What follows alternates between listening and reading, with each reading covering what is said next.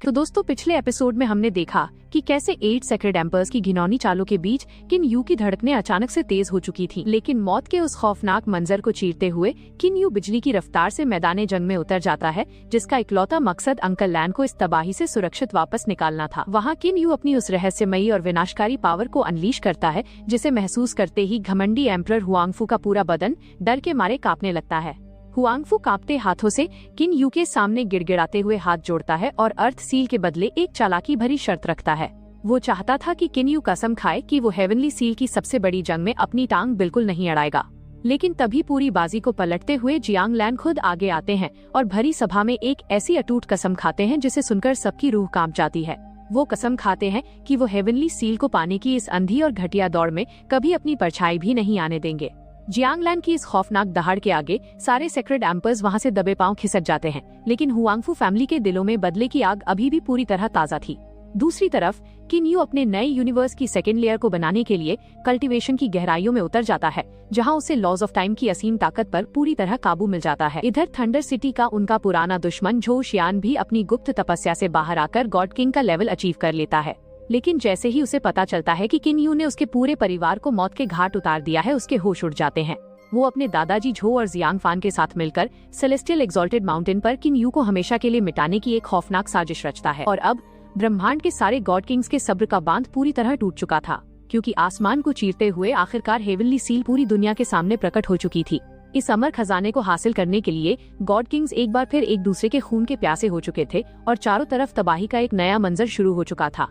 तो दोस्तों, आज की एपिसोड की शुरुआत बिल्कुल वहीं से होती है जहां लहूत केव के भीतर छिपे मैरिड पीपल सील को पाने के लिए सभी गॉड किंग्स के बीच एक भयंकर जंग छिड़ चुकी थी। गॉड किंग्स का ये कबीला और उनके लीडर्स इस बेमिसाल खजाने को किसी भी कीमत पर अपने हाथों से जाने नहीं देना चाहते थे।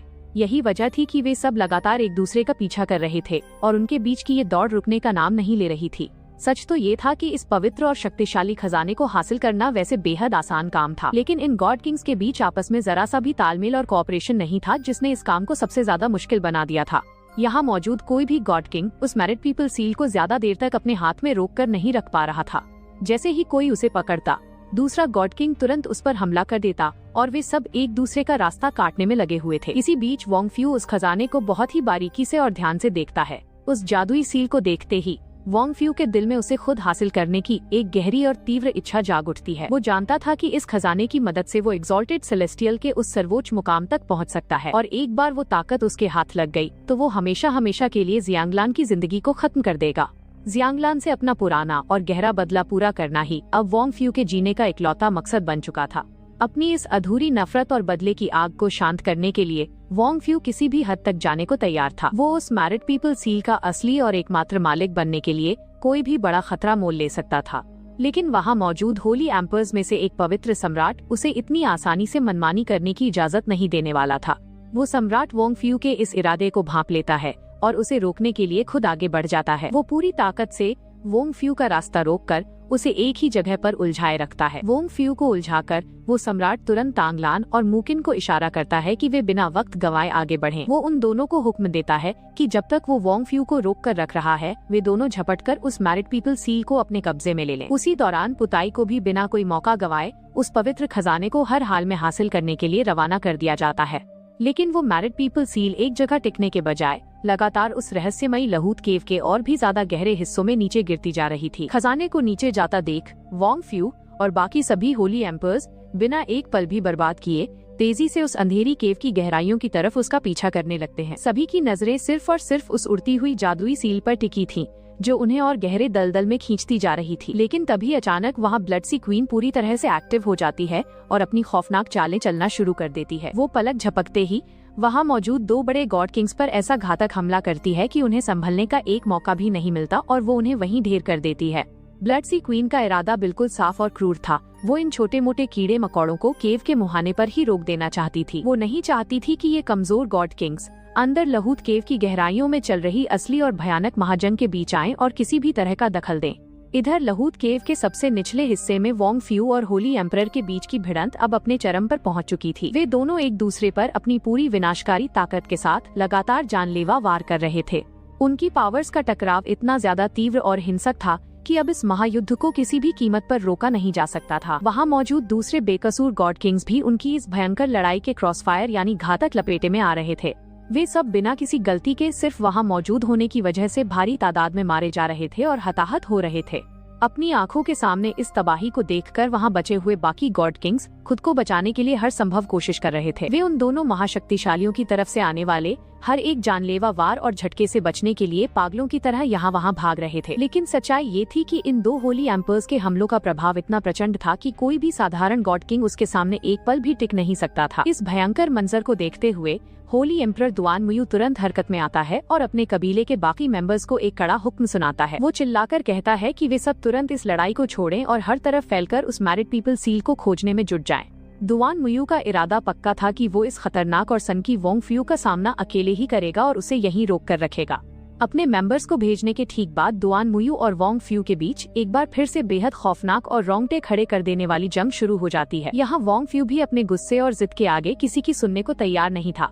वो तुरंत अपने भाई और अपने खास साथी को आदेश देता है। वो उनसे कहता है कि वे भी बिना एक पल गंवाए केव के कोने कोने में जाकर उस सील के असली लोकेशन का पता लगाएं, क्योंकि चाहे कुछ भी हो जाए वोंग फ्यू का इस भयंकर लड़ाई को बीच में रोकने का या पीछे हटने का रत्ती भर भी इरादा नहीं था। इसके बाद सीन तुरंत पुताई की तरफ शिफ्ट होता है, जो लहूत केव के एक दूसरे हिस्से में एक बेहद खतरनाक मुसीबत में फंस चुका था। पुताई इस वक्त एक ऐसी जानलेवा और हाड़ कंपा देने वाली बर्फीली कैद के बीच पूरी तरह से जकड़ा हुआ था, जहाँ का तापमान लगातार गिर रहा था। यहाँ तक कि पुताई की अपनी खुद की जो रॉक पावर यानी चट्टानी ताकत थी, वो भी उस भयंकर आइस पावर के सामने पूरी तरह बेअसर साबित हो रही थी। उस बर्फीली ताकत का दबाव इतना ज्यादा था कि पुताई का पूरा शरीर धीरे धीरे बर्फ की मोटी परतों के नीचे जमता चला जा रहा था। वहीं सामने खड़ी वो अनजान लड़की बेहद घमंड के साथ पुताई की तरफ देखती है और उसे कमतर आंकने लगती है। उस लड़की का साफ कहना था कि जो कोई भी एक बार उसकी इस बिछाई हुई बर्फीली जाल या आइस ट्रैप के भीतर कदम रखता है, उसका जिंदा बचना नामुमकिन है। लेकिन पुताई जैसा पराक्रमी गॉड किंग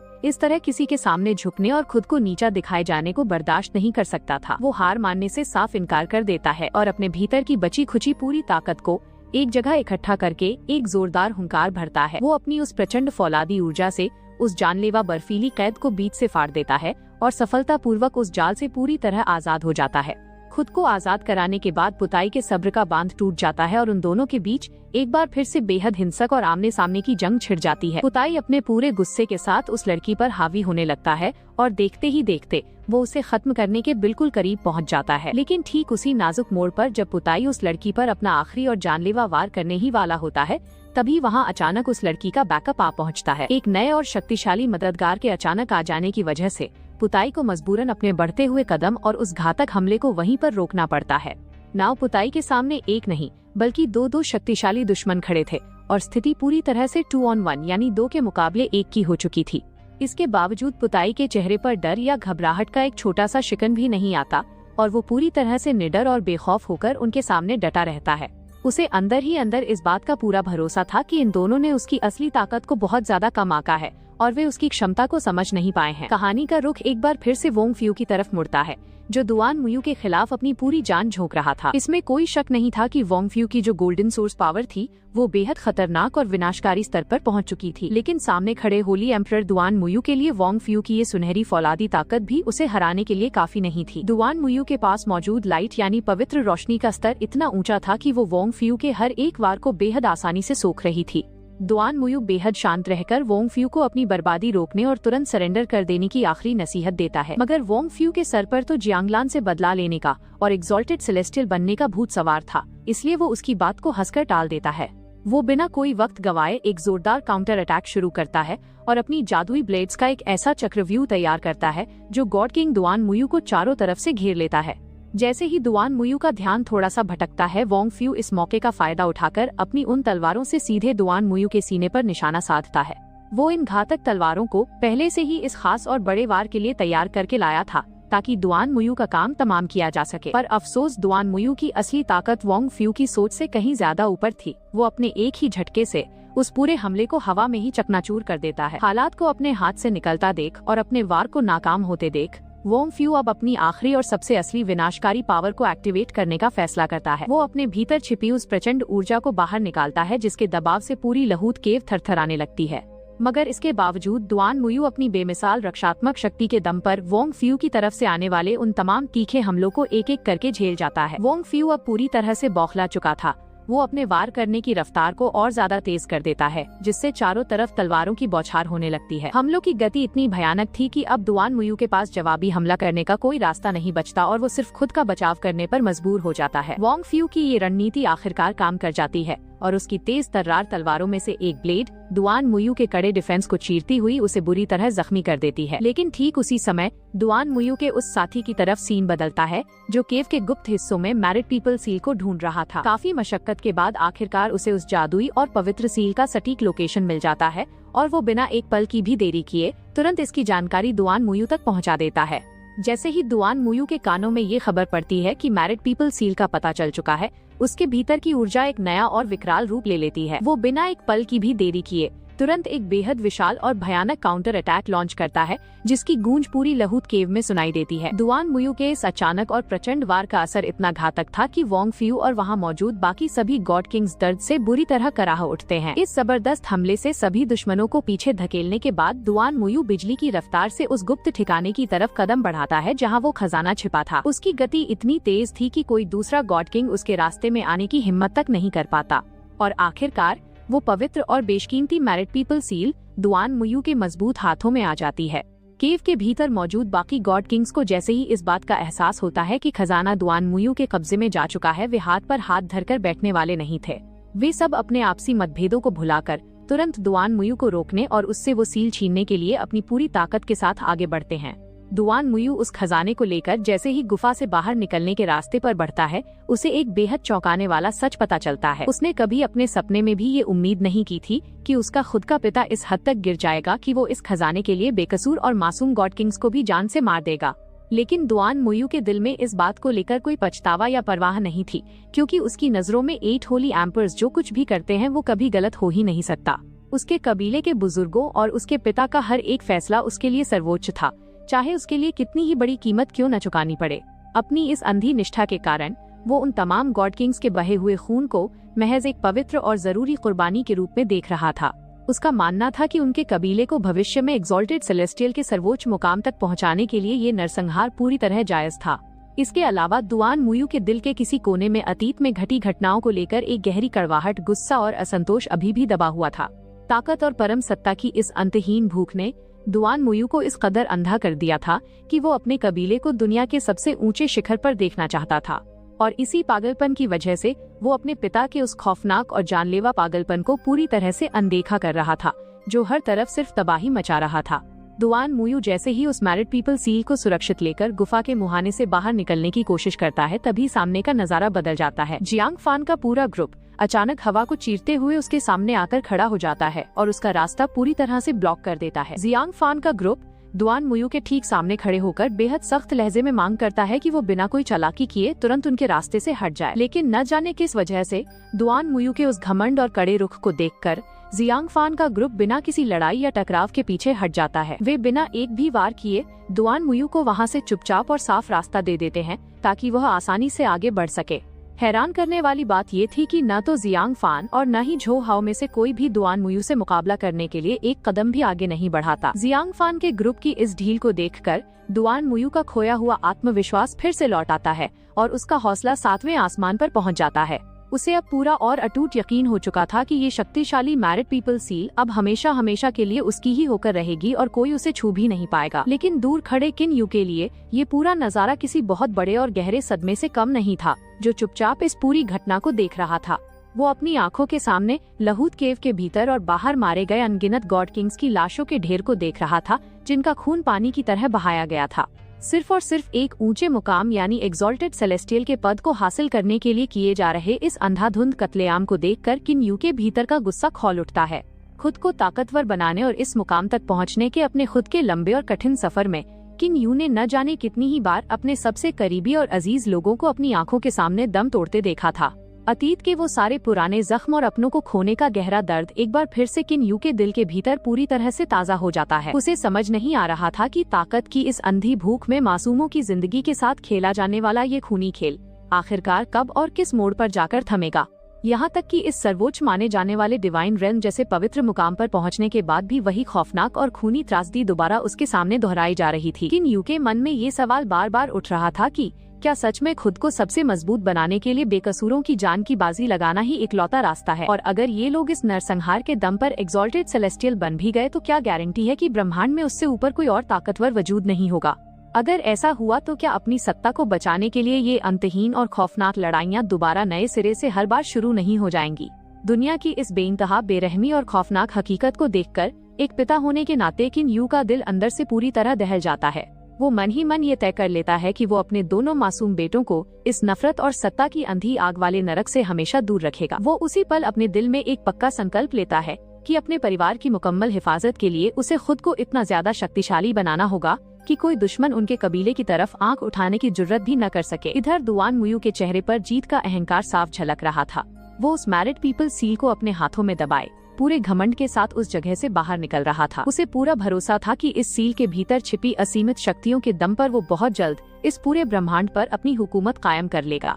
लेकिन ठीक उसी नाजुक पल में वहाँ की हवाएं अचानक थम जाती हैं और पूरी कायनात की रफ्तार जैसे एक ही जगह पर पूरी तरह फ्रीज हो जाती है। ये वक्त को बांध देने वाली खौफनाक तकनीक किसी और की नहीं बल्कि खुद ब्लडसी क्वीन की थी, जो सही मौके के इंतजार में थी। पलक झपकते ही दुआन मुयू को उस जमी हुई दुनिया के भीतर खींच लिया जाता है जहाँ वो सीधे सुयून के आमने सामने खड़ा था। सुयून बेहद ठंडी और तीखी नजरों से दुआन मुयू की तरफ देखती है और उससे पूछती है कि क्या वो आज भी उसके इस चेहरे को पहचान पा रहा है या नहीं। सुयून के उस रूप और उसकी आवाज को सुनते ही दुआन मुयू के दिमाग में अतीत का वो खौफनाक और काला मंजर एक झटके में पूरी तरह ताज़ा हो जाता है। उसे वो पुराना दौर याद आता है जब इन 8 होली एम्पर्स ने सुयून को जान से मारने और उसे मिटाने के लिए पागलों की तरह उसका पीछा किया था। उस समय भी ये मैरिड पीपल सील सुयून के ही पास मौजूद थी, जिसे हड़पने के लिए इन बड़े कबीलों ने अपनी सारी मर्यादाएं और कानून ताक पर रख दिए थे। इन घमंडी होली एम्पर्स की नजरों में सुयून महज एक निचले दर्जे की मामूली देवी थी, जिसने एग्जॉल्टेड सेलेस्टियल बनने का ख्वाब देखने की हिमाकत की थी। उन्होंने सुयून के हाथों से उस पवित्र और नायाब खजाने को बलपूर्वक छीनने के लिए साम दाम दंड भेद हर एक गंदी चाल का इस्तेमाल किया था। लेकिन जब वे उस ग्रैंड मास्टर यानी होंगमिंग स्पिरिचुअल ट्रेजर को पूरी तरह से अपने कब्जे में लेने ही वाले थे, तब जाकर उन्हें एक बहुत बड़ा और तगड़ा झटका लगा था। उन्हें इस बात का एहसास हुआ कि जिसे वे अब तक अपना शिकार समझ रहे थे, वो सुयून तो असल में सिर्फ एक मोहरा और एक चारा थी। हकीकत में वो प्राचीन होंगमिंग स्पिरिचुअल ट्रेजर सुयून के पास था ही नहीं, बल्कि वो तो चतुर गॉड किंग शाओ याओ के मजबूत हाथों में सुरक्षित था। और अंततः वही गॉड किंग शाओ याओ 8 होली एम्पर्स की आंखों में धूल झोंककर नया एग्जॉल्टेड सेलेस्टियल बनने में पूरी तरह कामयाब रहा। सुयून अपने दोस्त की इस महान कामयाबी और उसकी इस जीत से अंदर ही अंदर बेहद खुश और रोमांचित महसूस कर रही थी। दूसरी तरफ बाकी सभी गॉड किंग्स के दिलों में नफरत, जलन और गहरी कड़वाहट की आग सुलग रही थी, क्योंकि सत्ता उनके हाथ से निकल चुकी थी। पर उस सर्वोच्च ताकत के सामने उनकी एक न चली और वे सब मजबूरी में शाओ याओ के सामने अपना सिर झुकाने और उसे सम्मान देने पर मजबूर हो गए। सुयून को उस वक्त पूरा विश्वास था कि 8 होली एम्पर्स के शाही कबीले से बाहर के किसी आम शख्स का इस सर्वोच्च मुकाम पर पहुंचना पूरे डिवाइन रेल्म की तकदीर को हमेशा के लिए बदल कर रख देगा।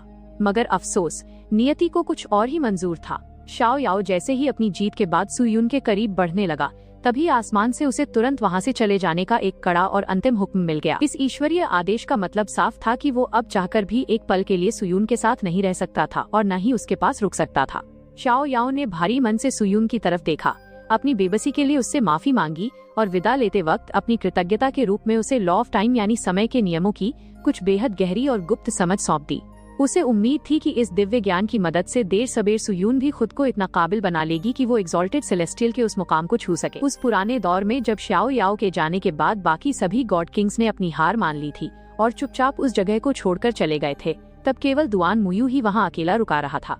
उसने अपने कबीले के घमंड में चूर होकर पीछे हटने के बजाय अकेली और निहत्थी सुयून पर एक बेहद कायराना और जानलेवा हमला कर दिया था। आज इतने सालों बाद जब सुयून का असली रूप दुआन मुयू के सामने आया, तब जाकर उसे समझ आया कि सामने खड़ी ये लड़की असल में कौन है। दुआन मुयू खुद अपनी कमियों की वजह से एग्जॉल्टेड सेलेस्टियल नहीं बन पाया था और उसी नाकामी की पूरी भड़ैस और गुस्सा उसने उस वक्त सुयून पर निकाला था। वो नए आने वाले देवताओं को हमेशा पैरों की धूल और कचरा समझकर उनका शिकार करता था, ताकि कोई उनके कबीले से आगे न निकल सके।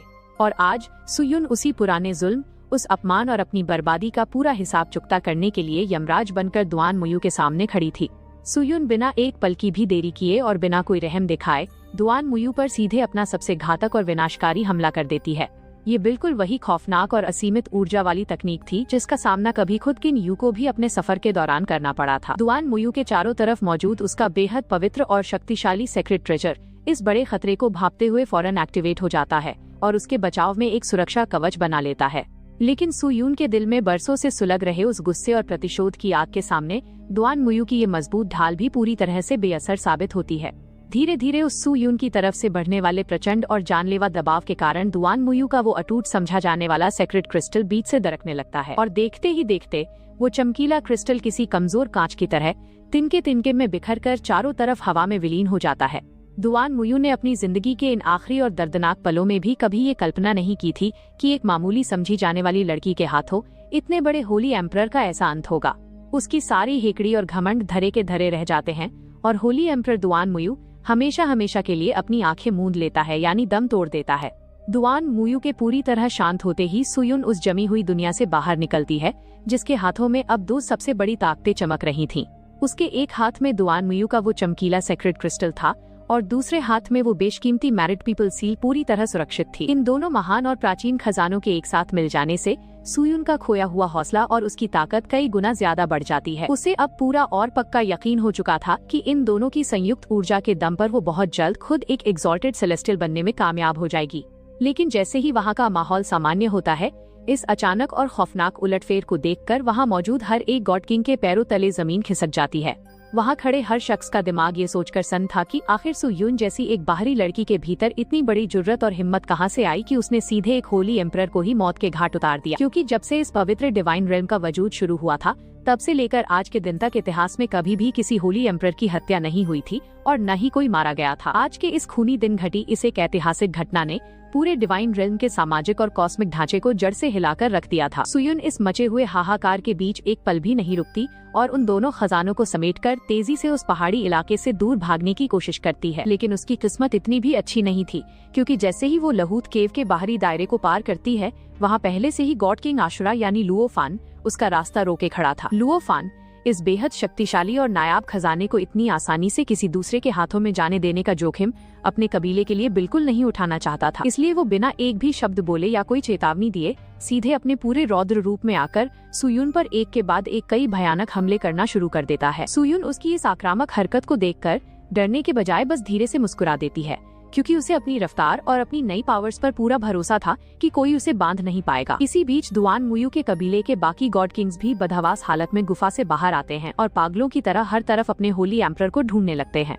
तभी अचानक आसमान की गहराइयों से दुआन मुयू का पवित्र हथियार सीधे आकर भारी आवाज के साथ जमीन पर गिरता है। उस बेजान हथियार को मिट्टी में सना देखकर वहाँ मौजूद हर एक गॉड किंग का दिल बैठ जाता है और उन्हें इस कड़वे सच का एहसास होता है कि होली एम्परर दुआन मुयू अब इस दुनिया में नहीं रहे। इस खौफनाक और दिल दहला देने वाली सच्चाई को जानकर वहाँ खड़े सभी शक्तिशाली योद्धा पूरी तरह से सन्न रह जाते हैं। वे बिना कोई वक्त गंवाए तुरंत उस पहाड़ी से नीचे की तरफ दौड़ते हैं और उस खुले मैदान में पहुँचते हैं जहाँ सू यून और लुओ फान के बीच एक भयानक जंग छिड़ी हुई थी। वहाँ पहुँचते ही झोउ शियान अपने पूरे गुस्से के साथ सू यून की तरफ उंगली उठाता है और बेहद तीखे स्वर में दहाड़ता है। वो चिल्लाकर कहता है कि उनके इस महान और पवित्र कबीले को खुद ईश्वर और नियति से ये वरदान मिला है कि वे डिवाइन रेल्म के हर एक हिस्से पर अपनी हुकूमत कायम रखें। लेकिन सू यून ने एक होली एम्परर का कत्ल करके न सिर्फ उनके कबीले का अपमान किया है, बल्कि पूरे ब्रह्मांड के उस कॉस्मिक ऑर्डर यानी संतुलन को भी बिगाड़ दिया है। झोउ शियान भरे मैदान में यह अंतिम घोषणा करता है कि जो कोई भी ब्रह्मांड के इस पवित्र नियम और उनकी सत्ता को चुनौती देने की जुर्रत करेगा, उसे सिर्फ और सिर्फ मौत की सजा दी जाएगी। लेकिन सू यून इस खौफनाक चेतावनी और चारों तरफ से घिर जाने के बाद भी अपनी जगह से 1 इंच भी पीछे नहीं हटती और पूरी तरह से निडर होकर खड़ी रहती है। हालात को बिगड़ता देख वहाँ मौजूद सभी होली एम्पर्स एक साथ आगे आते हैं और अपने अपने कबीले के सबसे प्राचीन और शक्तिशाली सीक्रेट ट्रेजर्स को जगाना शुरू कर देते हैं।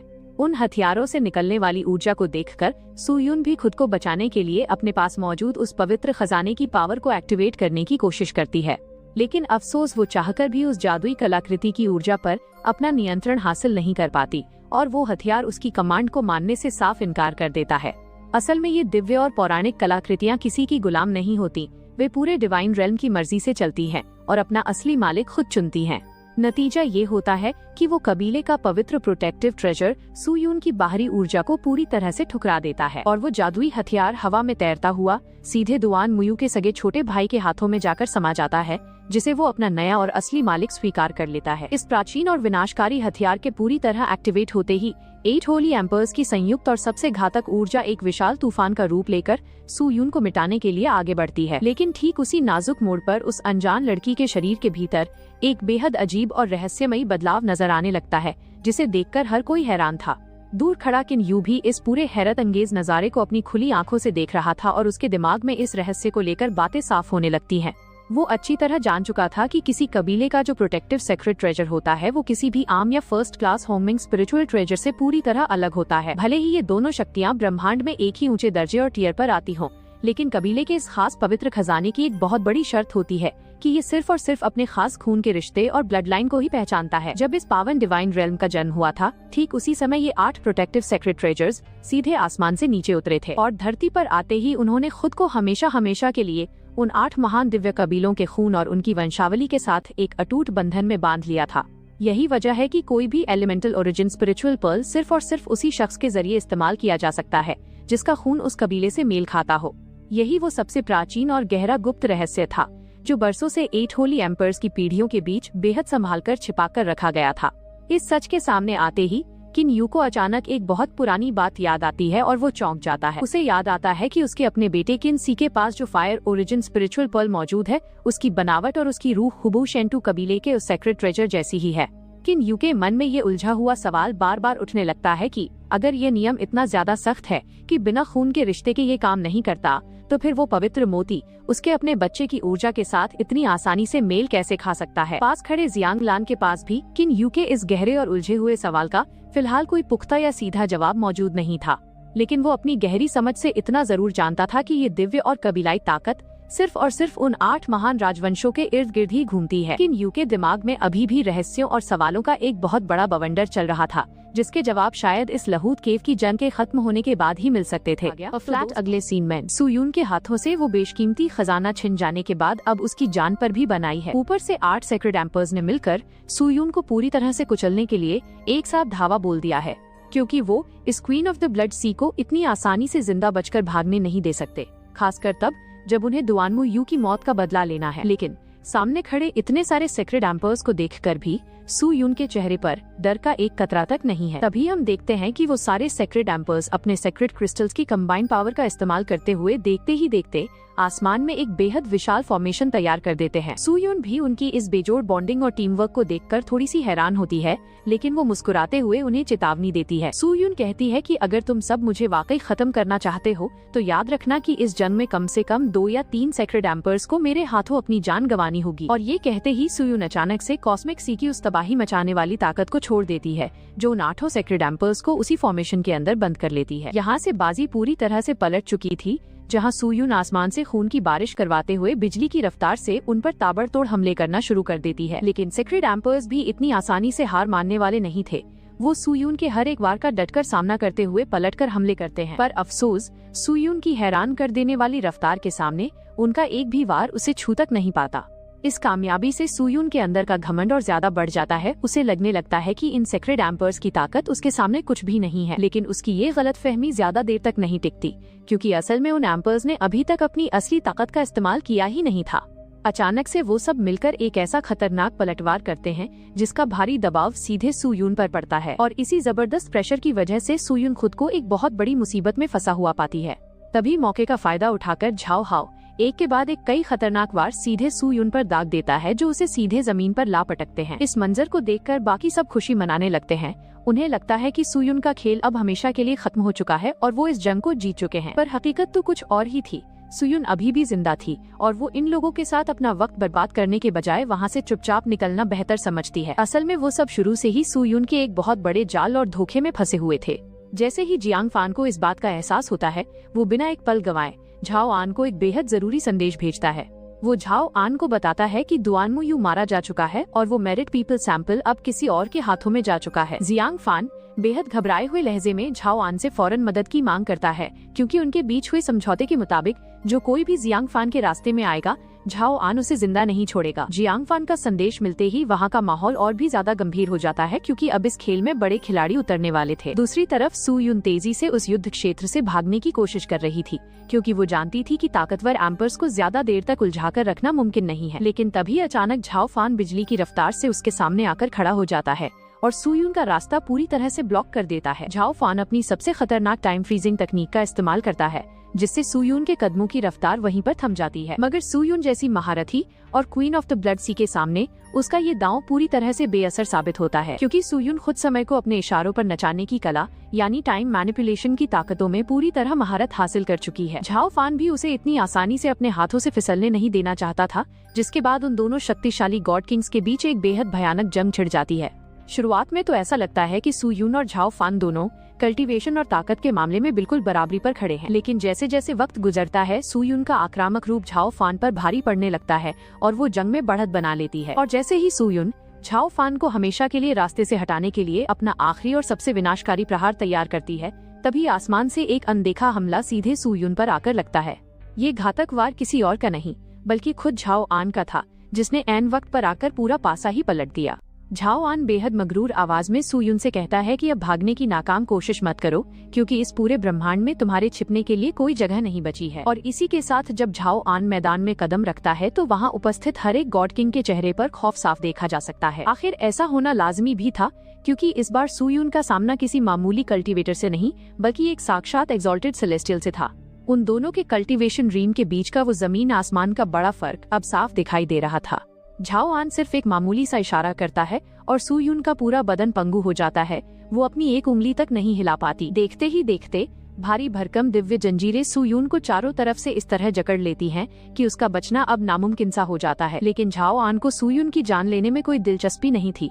उसकी नजरें तो सिर्फ और सिर्फ उस मेरिट पीपल सैंपल पर टिकी हुई थी। तभी लाओ फान उस सुनहरे मौके का फायदा उठाकर उस सैंपल को अपने कब्जे में लेने के लिए आगे बढ़ता है, मगर झाओ आन बिना किसी रहम के बड़ी बेरहमी से लाओ फान का रास्ता रोक देता है और उसे उसकी औकात याद दिलाता है। झाओ आन साफ शब्दों में कह देता है कि लाओ फान की काबिलियत कभी भी एक एक्सॉल्टेड सेलेस्टियल के सर्वोच्च पद पर पहुंचने की नहीं हो सकती। कुछ ही पलों में वहां पर बाकी के सभी गॉड किंग्स भी एक एक करके पहुंच जाते हैं और मैदान का नजारा देखकर दंग रह जाते हैं। झाओ आन की वो खौफनाक और असीमित ताकत देखकर वहाँ मौजूद हर एक कल्टीवेटर खौफ से कांपते हुए उसके सामने सम्मान में झुक जाता है। इस खौफनाक नजारे को देखकर जियांग फान के चेहरे पर एक गहरी शैतानी और घमंडी मुस्कान आ जाती है, जिसे वो चाहकर भी छिपा नहीं पा रहा था। झाओ आन उन सबको उठने का इशारा करता है और बिना किसी औपचारिकता के वो मेरिट पीपल सैंपल सीधे जियांग फान की तरफ बढ़ा देता है, क्योंकि इसी सैंपल के अंदर लॉ ऑफ टाइम का वो सबसे गहरा और अनसुलझा रहस्य छिपा हुआ है, जो कल्टीवेशन की दुनिया का सबसे बड़ा खजाना है। नियम के मुताबिक जो कोई भी इस रहस्य को पूरी तरह समझ लेगा वो सीधे एक्सॉल्टेड सेलेस्टियल के सर्वोच्च पद पर पहुंच जाएगा। ये सुनते ही जियांग फान की खुशी का ठिकाना नहीं रहता। उसे पूरा यकीन हो जाता है कि अब उनकी पियासू सिटी को उसका पहला और सबसे महान एक्सॉल्टेड सेलेस्टियल मिलने वाला है। लेकिन जैसे ही जियांग फान उस अनमोल इनाम को छूने के लिए अपने हाथ आगे बढ़ाता है, झाओ आन अचानक अपने हाथ पीछे खींच लेता है और वहीं से झाओ आन जियांग फान के जज्बातों के साथ एक क्रूर माइंड गेम खेलना शुरू कर देता है। झाओ आन उसे बधाई तो देता है कि इस सैंपल के बाद जियांग फान को वो असीमित ताकत और रुतबा मिल जाएगा जिसकी उसने हमेशा तमन्ना की थी, लेकिन उसे सौंपने से पहले झाओ आन उसे उनके बीच हुई उस पुरानी और गुप्त डील की याद दिलाता है। वो कहता है कि इस दिव्य ताकत को पाने के बदले जियांग फान ने अपनी ही सगी बेटी जियांग ली की शादी झाओ जियान से करवाने का पक्का वादा किया था। इसलिए अगर आज उसे ये इनाम चाहिए तो जियांग फान को अपनी जुबान निभानी होगी और अपनी बेटी का सौदा करना होगा। ये खौफनाक सच सुनते ही वहाँ खड़े बाकी के गॉड किंग्स के पैरों तले जमीन खिसक जाती है, उनका सिर चकराने लगता है। उन्हें अब जाकर समझ आता है कि झाओ फैमिली की तरफ से जो भारी भरकम दहेज तय हुआ था वो असल में एक्सॉल्टेड सेलेस्टियल बनने का सुनहरा मौका था। जियांग फान ने कभी सपने में भी नहीं सोचा था कि झाओ आन सबके सामने इस काले और कड़वे सच का पर्दाफाश कर देगा, यानी सबको बता देगा। लेकिन झाओ आन तो सिर्फ अपना वादा वसूल रहा था और जियांग फान को दुनिया के सामने बेनकाब कर रहा था। बात यही खत्म नहीं होती। झाओ आन खुलेआम अहंकार में ऐलान करता है कि वो किन यू को हमेशा के लिए रास्ते से हटा देगा और जियांग ली को जबरदस्ती घसीटते हुए वापस ले आएगा, चाहे इसके लिए उसे कितनी भी तबाही क्यों न मचानी पड़े। इतना ही नहीं, वो किन यू के दोनों मासूम बच्चों को भी ऐसी दर्दनाक सजा देने की बात करता है जिसे सुनकर किसी की भी रूह कांप जाए। झाओ आन के इन बेहद अहंकारी, क्रूर और बदतमीजी भरे अल्फाजों को सुनकर दूर खड़े किन यू का खून अंदर ही अंदर खौल उठता है।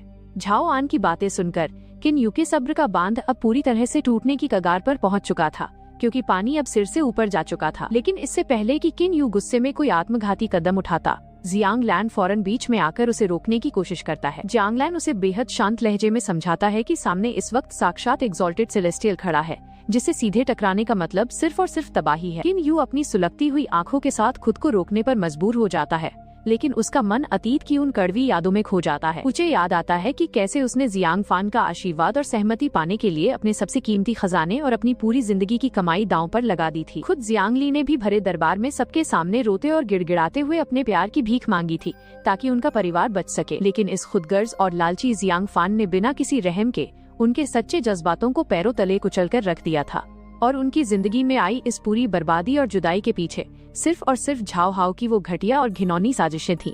इन सब बातों को याद करते ही किन यू के भीतर छिपी नफरत का लावा एक झटके में फूट पड़ता है और वो सीधे उस खुले मैदान की तरफ लपकता है। उधर मैदान में झाओ हाओ अभी भी जियांग फान को झूठे दिलासे देने में मसरूफ था कि वो जियांग ली को लेफा सिटी में महारानी की तरह इज्जत से रखेंगे। लेकिन तभी अचानक पूरे आसमान का सीना चीरती हुई एक बेहद भयानक और रोंगटे खड़े कर देने वाली गड़गड़ाहट होती है। देखते ही देखते अंतरिक्ष में एक बहुत बड़ा स्पेशल टीयर यानी ब्रह्मांडीय दरार खुल जाती है, जिससे पूरी धरती कांप उठती है और उस कड़कती हुई आसमानी बिजली के बीच से सीधे एंट्री होती है हमारे किन यू की, जिसके चेहरे पर इस वक्त सिर्फ और सही मायने में विनाश लिखा था। उसका लक्ष्य इस बार पूरी तरह से शीशे की तरह साफ था, झाओ हाओ को उसके पापों की ऐसी सजा देना कि उसकी रूह तक कांप जाए। किन यू मैदान में कदम रखते ही बिना एक पल का भी वक्त गंवाए अपनी पूरी ताकत के साथ सीधे झाओ हाओ पर टूट पड़ता है। दोनों के बीच की ये महाजंग अब किसी भी कीमत पर रुकने वाली नहीं थी, क्योंकि किन यू आज मौत का कफन बांधकर उतरा था। झाओ हाओ पूरी तरह से इस अचानक हुए हमले से स्तब्ध रह जाता है।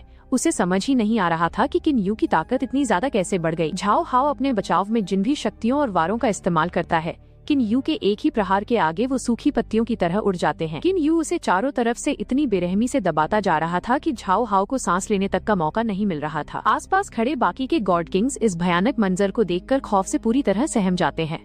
किसी की भी इतनी हिम्मत नहीं हो रही थी कि वो आगे बढ़कर इस लड़ाई में दखल दे। हर एक कल्टीवेटर जानता था कि इस वक्त किन यू के रास्ते में आने का सीधा मतलब है अपनी जान से हाथ धो बैठना, इसलिए सब चुपचाप पीछे हटने में ही भलाई समझते हैं। किन यू की ये विनाशकारी और आक्रामक शैली झाओ हाओ को सीधे मौत के कुएं में धकेल रही थी, जहां से वापस लौटने का कोई रास्ता नहीं था। ये भयंकर तबाही देखकर झाओ हान का गुस्सा 7वें आसमान पर पहुंच जाता है।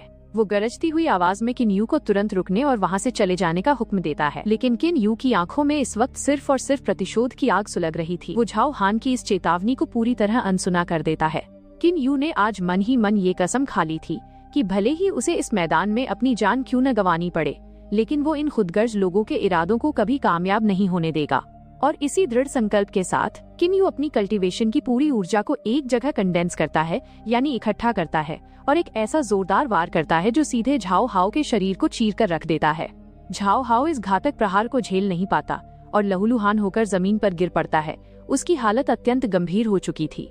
अपनी ही आंखों के सामने अपने बेटे को मौत की कगार पर खड़ा देख झाओ हान का सब्र का बांध पूरी तरह से टूट जाता है। वो भूल जाता है कि वो क्या कर रहा है, क्योंकि इस वक्त उसका अहंकार और उसकी संतान दोनों दांव पर लगे थे। वो अपनी उस दिव्य तलवार डिवाइन सॉर्ड को प्रकट करता है, जो इस ब्रह्मांड की सबसे विनाशकारी ताकतों में से एक मानी जाती है। एक एक्सॉल्टेड सेलेस्टियल को इस तरह गुस्से में देखकर पूरा आसमान काले बादलों से घिर जाता है, मानो प्रकृति भी आने वाली तबाही से डर गई हो। मगर किन यू के चेहरे पर एक एक्सॉल्टेड सेलेस्टियल को सामने देखकर भी डर का एक कतरा तक नहीं आता। वो बिल्कुल शांत खड़ा रहता है। वो अपनी सुरक्षा के लिए फौरन एक बेहद विशाल और उलझा हुआ एनर्जी घेरा फॉर्मेशन तैयार करता है, ताकि झाओ हान के उस जानलेवा दिव्य वार को रोक सके। और जैसे ही झाओ हान अपनी तलवार से हमला करने के लिए आगे बढ़ता है, किन युआन वक्त पर अपनी सबसे गुप्त और शक्तिशाली तकनीक टाइम फ्रीजिंग को चालू एक्टिवेट कर देता है। एक झटके में पूरी लेफा सिटी और वहाँ मौजूद समय की रफ्तार पूरी तरह से थम जाती है। सब कुछ रुक जाता है। सबसे हैरान करने वाली बात तो ये थी कि झाओ हान जैसा बड़ा एक्सॉल्टेड सेलेस्टियल भी इस टाइम स्टॉप के असर से खुद को आजाद नहीं कर पाता और हवा में ही जम जाता है। झाओ हान ने अपने पूरे जीवन में कभी ऐसी सोच भी नहीं रखी थी कि एक मामूली दिखने वाला कल्टीवेटर समय के नियमों को इस कदर अपने वश में कर लेगा। अब जब समय पूरी तरह से रुक चुका था, तो मैदान में किन यू का रास्ता रोकने वाला और झाओ हाओ को बचाने वाला कोई भी जिंदा इंसान नहीं बचा था। समय के इस ठहराव का पूरा फायदा उठाते हुए किन यू बिना एक सेकंड भी गवाए सीधे आगे बढ़ता है। वो हवा में झपट कर उस मैरिड पीपल सैंपल को अपने हाथों में सेव कर लेता है, जिसके लिए आज इतने सारे लोगों ने अपना सब कुछ दांव पर लगा दिया था। अपनी आंखों के सामने उस बड़े खजाने को छिनता देख झाओ हान अंदर ही अंदर बुरी तरह छटपटाता है। वो पूरी ताकत लगाकर चिल्लाता है कि किन यू रुक जाओ, तुम लेफा सिटी पर और ज्यादा मुसीबत लाने की हिम्मत मत करो। लेकिन किन यू के कानों तक उसकी ये चीख पहुंचती ही नहीं। वो पूरी तरह बेरहम होकर आगे बढ़ता है और झाओ हाओ पर अपना आखिरी सबसे सटीक और जानलेवा हमला कर देता है। झाओ हाओ को इस बात का पूरी तरह एहसास हो जाता है कि उसका अंत अब बिल्कुल करीब है और वो किन यू के हाथों मारा जाने वाला है। मौत के इस आखिरी मोड़ पर आकर वो एक बेहद खतरनाक और पागलपन भरा फैसला लेता है। वो अपने कल्टीवेशन और पूरे शरीर को सेल्फ डेटोनेट यानी खुद को बम की तरह उड़ाने का रास्ता चुनता है। एक ही पल में वहाँ एक ऐसा भयानक और महाविनाशकारी धमाका होता है जिसकी गूंज से पूरा ब्रह्मांड दहल उठता है। इस भयंकर धमाके से निकलने वाले झटके शॉकवेव की वजह से आसपास खड़े सारे गॉड किंग समय के बंधन से आजाद होकर दूर जा गिरते हैं। उन्होंने कभी सपने में भी नहीं सोचा था कि 2 कल्टीवेटर्स की ये लड़ाई इस कदर तबाही का मंजर ले आएगी। इस भयानक धुएं और मलबे के बीच झाओ जियान चीख पड़ता है क्योंकि उसने अपनी आंखों के सामने अपने भाई को हमेशा के लिए खो दिया था। वो पूरी तरह से टूट जाता है और बेबसी के आंसू बहाने के अलावा कुछ नहीं कर पाता क्योंकि वो उसे बचाने में पूरी तरह नाकाम रहा। दूसरी तरफ लेफा सिटी के उस बड़े साम्राज्य का घमंड अब मिट्टी में मिल चुका था और झाओ हान का बदला अब एक नए लेवल पर पहुंच गया था। वो किन यू को इस दुनिया से पूरी तरह मिटाने के लिए अपनी कल्टीवेशन की आखिरी सीमा को पार कर जाता है। झाओ हान एक अत्यंत विशाल ग्रैंड घेरे फॉर्मेशन को चालू करता है जो अपनी रहस्यमयी ताकतों से किन यू के शरीर की हर हलचल को पूरी तरह से लॉक कर देता है। अब चारों तरफ से बंधा हुआ किन यू बेबस खड़ा था और झाओ हान की वो दिव्य तलवार विनाशकारी ऊर्जा के साथ सीधे उसकी तरफ बढ़ रही थी। लेकिन किन यू के चेहरे पर मौत को सामने देखकर भी जरा सा भी खौफ नहीं था। वो अपनी आखिरी सांस तक उस भारी दबाव का सामना करता है। वो अपनी बची कुची अंदरूनी ताकत ऊर्जा को समेटकर एक ऐसा जोरदार प्रहार करता है जो उस पक्के घेरे के बीच एक छोटा सा क्रैक यानी भागने का रास्ता बना देता है। किन यू उस रास्ते से बचकर निकलने की कोशिश करता ही है कि तभी झाओ हान का एक और फॉलो अप अटैक बिजली की रफ्तार से आकर उसकी मूवमेंट्स को दोबारा फ्रीज कर देता है। अब स्थिति पूरी तरह से जानलेवा हो चुकी थी क्योंकि झाओ हान बिना रुके लगातार एक के बाद एक हमले दाग रहा था ताकि किन यू को संभलने का मौका न मिले। झाओ हान मन ही मन हैरान भी था कि एक मामूली कल्टीवेटर उसके एग्जॉल्टेड सेलेस्टियल के सबसे बड़े प्रहारों को इतनी देर तक कैसे झेल पा रहा है। लेकिन वो इस महाजंग को और लंबा नहीं खींचना चाहता था और इसी सोच के साथ वो अपनी दिव्य तलवार से एक ऐसा भीषण प्रहार सीधे किन यू के सीने पर करता है जिसे सह पाना किसी के बस में नहीं था। इस जानलेवा प्रहार को किन यू का जर्जर शरीर बर्दाश्त नहीं कर पाता और वह गंभीर रूप से लहूलुहान होकर घुटनों पर आ जाता है। झाओ हान घमंड से अट्टहास करते हुए कहता है कि किन यू तुमने जो भी चालाकी की वो एक मूर्खतापूर्ण और आत्मघाती गलती के सिवा कुछ नहीं थी। लेकिन किन यू का फौलादी इरादा अब भी टूटने को तैयार नहीं था। वो अपने ही खून से सने शरीर के साथ दोबारा खड़े होने की कोशिश करता है और खुद से वादा करता है कि वो यहाँ हार नहीं मानेगा। किन यू को दोबारा उठते देख झाओ हान का क्रूर चेहरा और भी भयानक हो जाता है। वो बिना कोई रहम दिखाए अपने सबसे घातक हमलों की पूरी बौछार किन यू पर छोड़ देता है।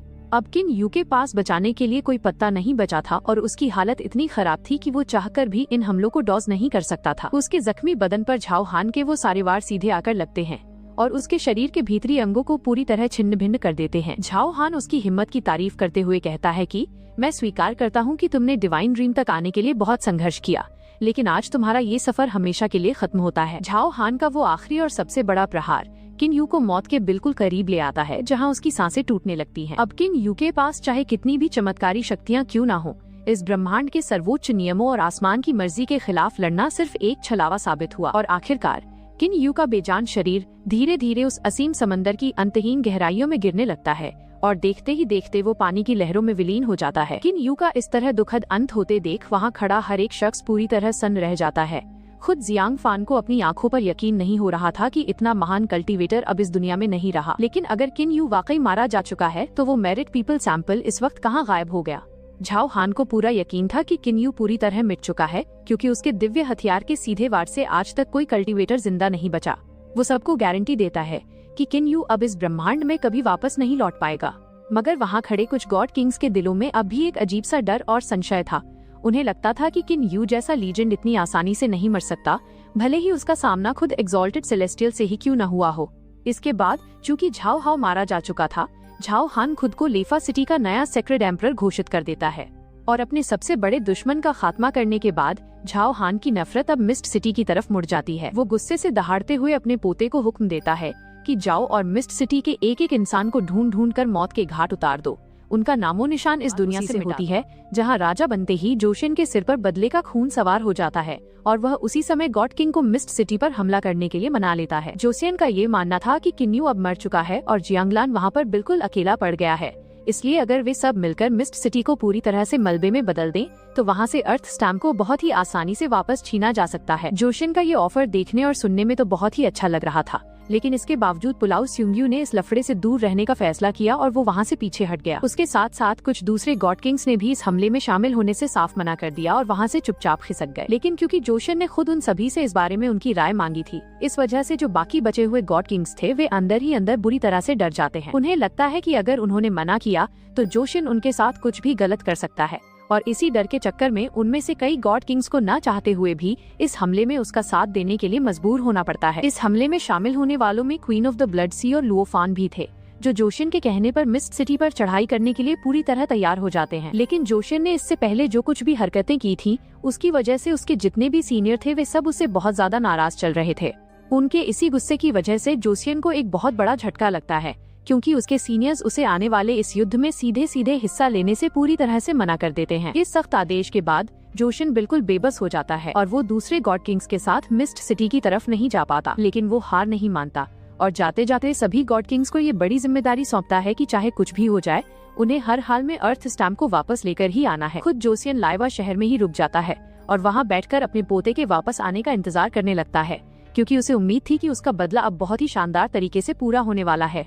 इसी बीच उसकी आंटी दुआनमुयू इस पूरे मामले के बीच में आती हैं, जो ये बहुत अच्छे से जानती थी कि जोशिन और किन्यू के बीच में पहले कैसी गहरी दोस्ती थी। वो जोशिन के पास जाती हैं और उससे कहती हैं कि तुम्हें इस सब से दूर होकर वापस जिगुआंग शहर चले जाना चाहिए, ताकि तुम वहाँ जाकर अपने पिता की मौत का शोक मना सको। इसके साथ ही दुआनमुयू उन सभी को इस बात की याद भी दिलाती हैं कि अब वे लोग अपने ही एक पुराने दुश्मन के साथ जाकर हाथ मिला चुके हैं। लेकिन क्वीन ऑफ द ब्लड सी को इन सब बातों से कोई फर्क नहीं पड़ रहा था।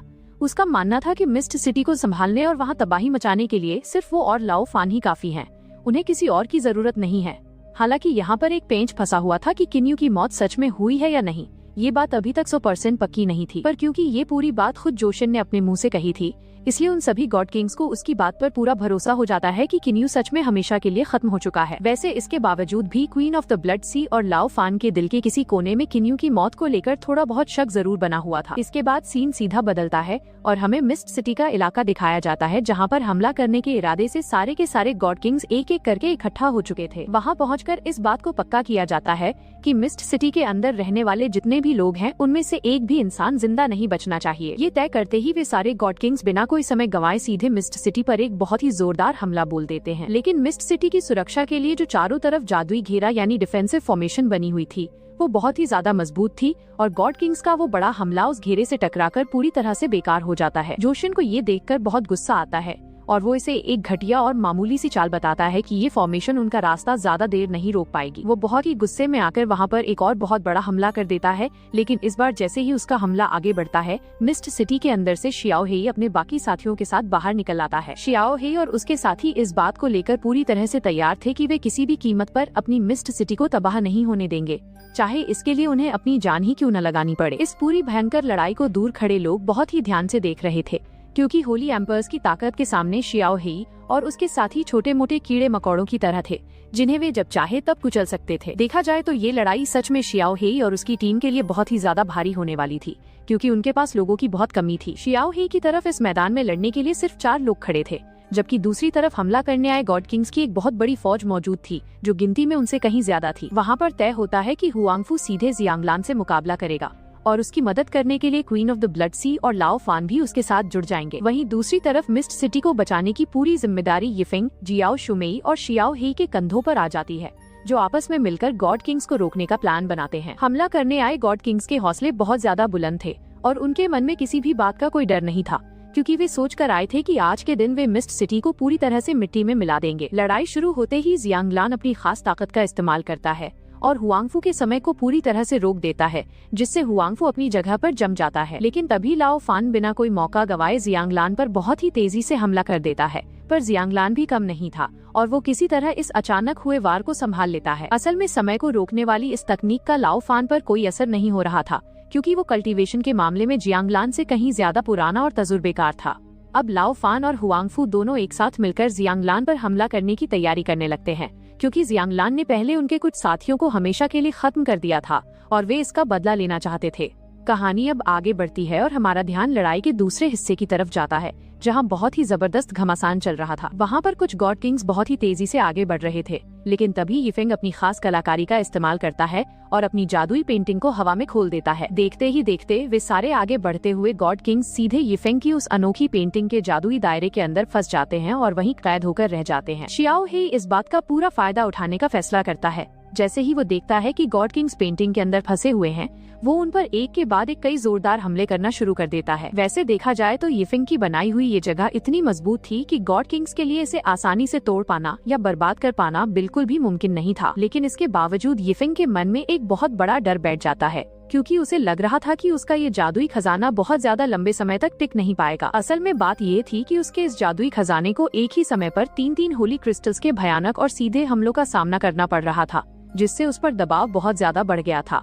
अब सीन थोड़ा बदलता है और हम झाओ किलिन को देखते हैं, जो मैदान में पूरी तरह से अकेला पड़ चुका था और बेहद व्यस्त था। उसके आसपास कई सारे गॉड किंग्स इकट्ठा हो गए थे, जो हर एक दिशा से उस पर लगातार और बेहद खतरनाक वार किए जा रहे थे। ऐसी मुश्किल और नाजुक हालत में झाओ किलिन के पास उन हमलों का सामना करने का कोई रास्ता नहीं बचता, इसलिए वो अपनी जान बचाने के लिए बस वहाँ से लगातार भागने लगता है। झाओ किलिन की रफ्तार सच में बहुत ही ज्यादा तेज थी। वो इतनी फुर्ती से इधर उधर मूव कर रहा था कि अभी तक गॉड किंग्स का एक भी हमला उसके करीब तक नहीं पहुंच पाया था। लेकिन इसका मतलब ये बिल्कुल भी नहीं था कि वो इस लड़ाई में गॉड किंग्स पर भारी पड़ रहा था या उनसे आगे चल रहा था, बल्कि ये बात तो सिर्फ इस बात का इशारा कर रही थी कि मैदान के बीच में इस समय उसे अपनी जान बचाने के लिए कितनी ज्यादा कड़ी मशक्कत और मुश्किलों का सामना करना पड़ रहा था। भागते भागते झाओ किलिन का सब्र टूट जाता है और वो गुस्से में चिल्लाते हुए उन गॉड किंग से कहता है कि लुका छिपी बंद करो और सीधे मेरे सामने बाहर निकल कर आओ। लेकिन उसकी किस्मत खराब थी, क्योंकि वो जैसे ही रुकता है उसी पल 3 गॉड किंग्स एक साथ मिलकर उसकी रफ्तार को पूरी तरह से बांध देते हैं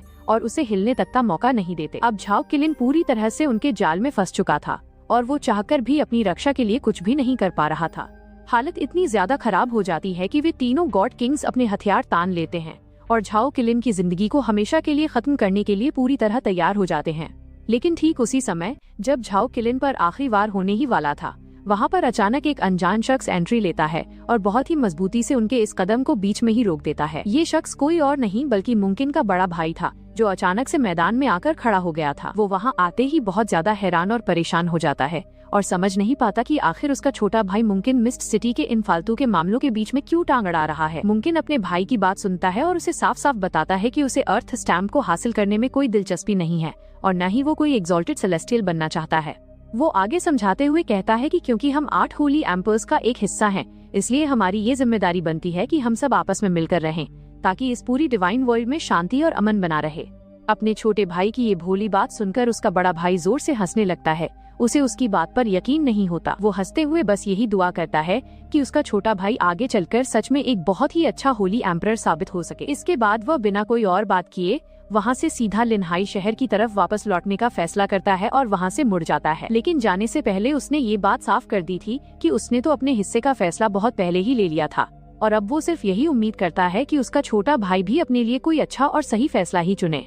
दूसरी तरफ मिस्ट सिटी के ठीक सामने गॉड किंग्स की पूरी पलटन, जिसका लीडर झांग फान था, वे सब एक साथ मिलकर वहाँ पर एक बहुत ही बड़ा और जानलेवा अटैक फॉर्मेशन तैयार करने लगते हैं। वे इस विशाल और जादुई फॉर्मेशन की पूरी ताकत का इस्तेमाल मिस्ट सिटी के उस सुरक्षा घेरे को हमेशा के लिए नेस्तनाबूद करने के लिए करना चाहते थे। झांग फान बहुत ही ज्यादा ताकतवर था और उसे अपनी इस नई फॉर्मेशन को पूरी तरह से एक्टिवेट करने में थोड़ा सा भी समय नहीं लगता। देखते ही देखते झांग फान का वो तगड़ा वार सीधे मिस्ट सिटी के सुरक्षा घेरे पर जाकर लगता है और वो मजबूत फॉर्मेशन पल भर में टूटकर बिखर जाती है। लेकिन कहानी में ट्विस्ट तब आता है जब उस टूटी हुई फॉर्मेशन के जो नुकीले टुकड़े थे, वे हवा में बिखरने के बजाय अचानक से खुद गॉड किंग्स की तरफ ही बहुत तेजी से पलटने लगते हैं और उन पर हमला बोल देते हैं। हालांकि झांग फान अपनी जादुई ताकत के दम पर उन नुकीले टुकड़ों के वार को आसानी से झेल लेता है और खुद को बचा लेता है, लेकिन इसके बावजूद वहाँ मौजूद बाकी सभी लोग एक बार फिर से बुरी तरह चौंक जाते हैं। उनके इस गहरे सदमे की असली वजह ये थी कि मिस्ट सिटी का जो सुरक्षा घेरा अभी अभी पूरी तरह से तबाह हुआ था,